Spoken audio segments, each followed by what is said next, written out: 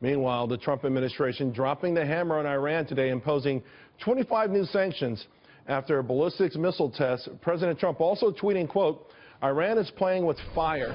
They don't appreciate how kind President Obama was to them, not me." Joining me now to discuss, Christopher Neiweem and Nile Gardiner.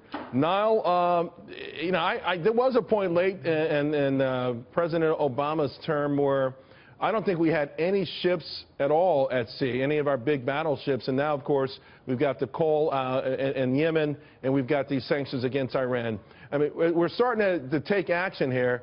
The question is, how much more action are we going to really have to take to get Iran to take us seriously this time? Well, it's very good, Charles, to see a new approach being taken towards the Iranian regime, because we've had many, many years of appeasement from President Obama towards Tehran, and we now have a refreshing new approach, which is one of strength and resolve, which is the right approach to take towards the Iranian regime, the world's biggest state sponsor of international terrorism. So these latest sanctions send a very, very clear signal to Tehran. There's no longer business as usual. We're also seeing a larger U.S. military build-up in the region, and we are also seeing more generally far tougher language being used against the mullahs in Tehran. After all, the Iranian regime poses a direct threat to U.S. allies in the region. It poses a long-term threat to the United States. And the Iranian nuclear deal, I believe, has been an absolute disaster. And I think we're seeing a very, very new approach being taken by the United States, a very welcome approach. Christopher, I mean, you're an Iraq vet. You know firsthand what we have fought for over there and how much blood and fortune has been lost over there. What do you make of just how we've kind of squandered it all? It's sad to say, but I think the American public believes it was all for naught up until this point.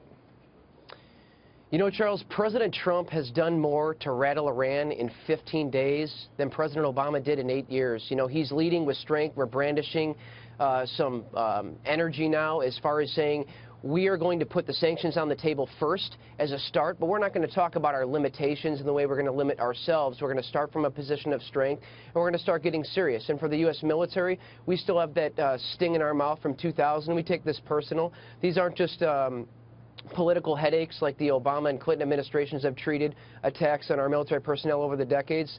And it's a new chapter in American foreign policy. With this new chapter, Christopher, would you say that already that the morale, the esprit de corps, do you think there's a palpable improvement with our troops now that we have a new commander-in-chief who really seems to mean business?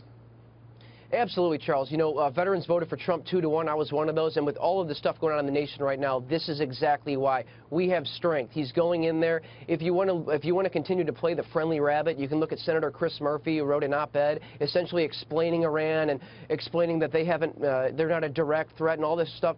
We don't need to play the friendly rabbit anymore. We need to be a bull. We need to come in there.